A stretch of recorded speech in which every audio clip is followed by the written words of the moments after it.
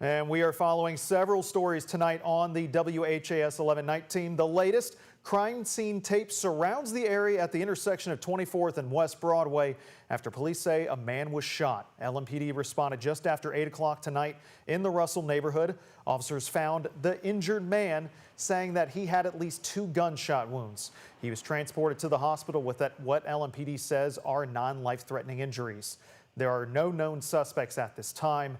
If you have information, call the anonymous tip line 574 LMPD. And we've been saying that a lot over the last 48 hours because tonight's shooting comes as the latest in a string of violence that is carried over from the weekend. Thanks for joining us on the WHAS 11 night team. I'm Conroy DeLuche in for Doug Profit. Tonight we spoke with community activists who are pushing for a safer city as they heard from the finalists competing to oversee LMPD reform as an independent monitor.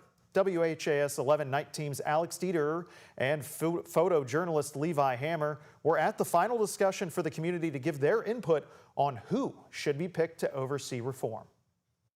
When we are all gone, this will be in your hands, and we want to make sure we engage, educate, and equip the community. 2 teams, Effective Law Enforcement for All and 21 CP, are vying to monitor the Louisville Metro Police Department. And it really shows me the heart of a community, that you decided that on your own you were going to take the provisions, many of them in that consent decree, and you were going to hold yourselves accountable. The chosen independent monitor team will oversee the implementation of the city's police reform, a commitment from the city after the Department of Justice ended Louisville's consent decree. This is like a day I've been waiting for a long time, and I really want to see things change. The choice comes at the tail end of a violent weekend in the metro, where 3 people were killed and 7 others were injured. The violence continued Monday when 3 men were injured in 2 separate shootings in downtown. We have a long way to go. Community advocates like Nancy and Jeff Cavalcante showing out to push for both police reform and a safer Louisville. It requires community involvement, and I think right now we have a community that's tired, that they're weary from all of the trying to make a difference. And Reverend Dr. Angela Johnson. Everybody kind of monitor your own household. Check on your children. I would say it takes a village to raise a child, but it also takes a village to raise a community. Who is hopeful an independent monitor will make the city's streets safer. When you have a monitor and a team that actually, when those reforms are enacted, that community violence actually goes down. A room of Louisvillians not just waiting for change. I need them to really stop and talk to community, not just tell the community things, and to listen to the community. But being an active part of the conversation for a safer Louisville. In Louisville, Alex Dieter, the WHAS 11 night team on your side. The chosen independent monitor will be a neutral evaluator of LMPD's progress toward implementing the city's consent decree. Some reforms for police include use of force, executing search warrants, fair and impartial enforcement, and sexual misconduct. Following the independent monitor conversation tonight, a survey was activated for you to fill out for which team you want to see monitor LMPD. You can open it now, but the survey closes in less than 24 hours. The next step, Louisville Metro government will announce who the contract is awarded to. Tonight we spoke with Councilwoman Tammy Hawkins, who said the community needs more time to give their feedback. I'm concerned about that. I'm concerned about this entire process. And I feel like that the city has waited their turn. I feel like it was very selfish to give this city 24 hours to make a vital decision on which team to select. The survey can be found on the Louisville Community Commitment website. New tonight in the Crystal Rogers case, prosecutors are asking a judge to deny requests from Joseph Lawson and Brooks Houck for new trials. Both men were convicted in July on charges connected to Rogers' 2015 disappearance and death. In newly filed documents, prosecutors argue Lawson did receive a fair trial, even though it was joined with Houck's. They push back against arguments about the venue and timing and maintain their arguments during the trial were appropriate. The prosecution also filed a response from Houck's team for a new trial. In it, they push back against similar arguments about the venue and the cases being joined. Lawson and Houck are scheduled to be sentenced on Wednesday after a month-long delay. Houck, Rogers' then boyfriend, was found guilty of murder and tampering with physical evidence. Lawson was found guilty of conspiracy to commit murder and tampering with physical evidence. The jury recommended both men serve the maximum prison sentence, life behind bars for Houck and 25 years for Lawson. The sentencing was originally set for last month, but was delayed due to Lawson's, quote, ongoing serious health issues. Rogers' family will also have the chance to provide victim impact statements. The sentencing is this Wednesday in Nelson County at 2:30 p.m. We will be breaking down updates in the courtroom on Wednesday with WHAS 11's Doug Proffitt, Alexandra Goldberg, and legal analyst Nick Mudd. You can watch Wednesday at 9 p.m. or on demand. Download on your TV and watch for free. An update tonight on the kinship bill. A judge has dismissed a lawsuit filed by Kentucky Republican Auditor Allison Ball. Ball argued the bill was in limbo because the Beshear administration refused to put it into action. This bill passed in 2024 and would allow kids in bad situations to be placed with relatives or close family friends instead of going into foster care. Governor Beshear warned that legislation when the bill was passed that there was no funding to implement the bill. Ball, in her lawsuit, argued that the Beshear administration has the responsibility to implement the law any way possible. The judge dismissed the case, saying that Auditor Ball has not exhausted all resources necessary to investigate the implementation of the law. Something has gone very wrong with a lunatic fringe, a minority, but a growing and powerful minority on the far left. And that was Vice President J.D. Vance, who hosted the Charlie Kirk show earlier today. And that is leading off our coverage into the latest in the Charlie Kirk murder investigation. Here's ABC's report. Tonight, House Speaker Mike Johnson leading a vigil on Capitol Hill in memory of conservative activist and commentator Charlie Kirk, who was killed on Utah Valley University's campus last week. This has been a very difficult week in America.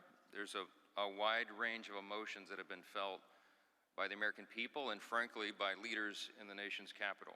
President Trump says he'll attend Kirk's celebration of life ceremony in Arizona Sunday. I'm going on Sunday. We're taking a whole plane load and I was invited on Saturday, but I said I'd rather save it for Sunday.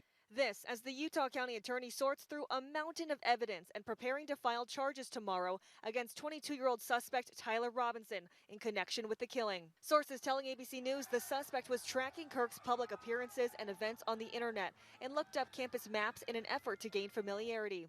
Investigators are poring over any electronic devices the suspect may have used and trying to retrace his steps. We are very interested in how much time he spent on campus, how he got there, when he got there.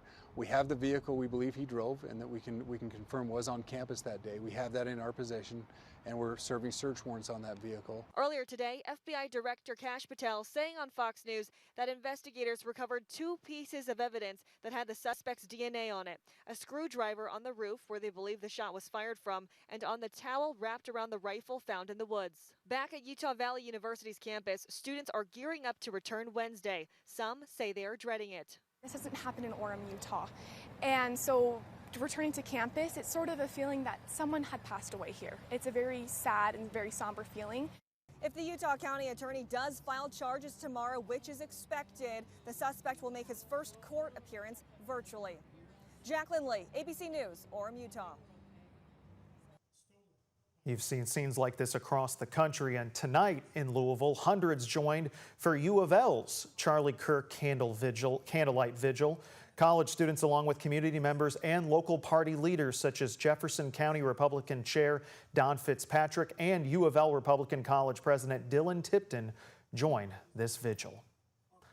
Following Kirk's death, the spotlight is also turning to social media. Lawmakers on both sides of the aisle calling for reform. Utah Governor Spencer Cox says he believes social media has played a direct role in every assassination and assassination attempt we've seen in recent years. There is no question in my mind that cancer probably isn't a strong enough word. What we have done, especially to our kids, it took us a decade to realize how evil these algorithms are. Many lawmakers are demanding social media companies better regulate content specifically for children.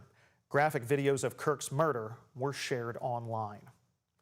Kentucky Governor Andy Beshear took to social media saying, quote, "Folks, make sure you take care of yourself. Take a breath, hug your kids, and put the phones down. And remember, kindness and love go further than hate and division," end quote. Tonight, President Donald Trump says the U.S. military carried out another deadly strike on a boat from Venezuela. President Trump released this video, which he said shows another U.S. military strike in international waters targeting narco terrorists from Venezuela who he claimed were attempting to smuggle drugs into the United States. Trump announced the strike, which he said killed 3 people, on social media, saying, quote, "Be warned, if you are transporting drugs that can kill Americans, we are hunting you," end quote. This comes just 2 weeks after Trump announced a strike on another alleged boat of drug smugglers from Venezuela, a strike he says killed 11 members of a Venezuelan gang. Announced a $150,000 investment into 2 Southern Indiana organizations supporting STEAM education and entrepreneurship. That money goes toward Maker 13, a nonprofit workshop in Jeffersonville, and YouthLink Southern Indiana, an organization offering tutoring, mentoring, and other services to help young students succeed. The executive director of Maker 13 says this will expand opportunities for all community members. This investment and the grant is really going to take us beyond what we could do alone. So it's going to propel the momentum. So we're getting into more classrooms, being exposed to more students, and creating those opportunities farther, faster together. During today's event, students got the chance to show off what they know with live demonstrations of their skills. Hundreds of Bullitt County students could receive new school assignments next year. That's under the district's proposed realignment plan. A school board vote is set for 1 week from today. This realignment more evenly spreads out students in the Bullitt County school system. But in this process, it would close one of the district's smaller schools, Nichols Elementary. And tonight, the local PTA was inside Nichols Elementary for a meeting. They're pressing school board members to vote against closing the school because these parents like having their small school, which is close to home for them. I think it's beneficial for our kids because they get a lot of one-on-one time. They get a lot of experiences that other kids don't get at bigger schools. Superintendent Jesse Bacon promised that if the school board votes to close Nichols Elementary, the building would still be used for the community in some way. That vote is set for next Monday, September 22nd at 5 p.m. Louisville venue officials are looking for ways to reimagine their iconic downtown space. That's for the KFC Yum Center. Today, the Louisville Arena Authority launched an initiative to ensure the KFC Yum Center remains a vital spot for sports, entertainment, and community events. Priorities for the project include guest experiences, foot traffic patterns, financial sustainability, and finding year-round potential. And heads up, the Courier-Journal and WHAS11 are teaming up for a community conversation on busing. On Wednesday, you're invited to 50 Years After Busing, a community conversation. This starts at 6 p.m. and will be held at the Academy at Shawnee.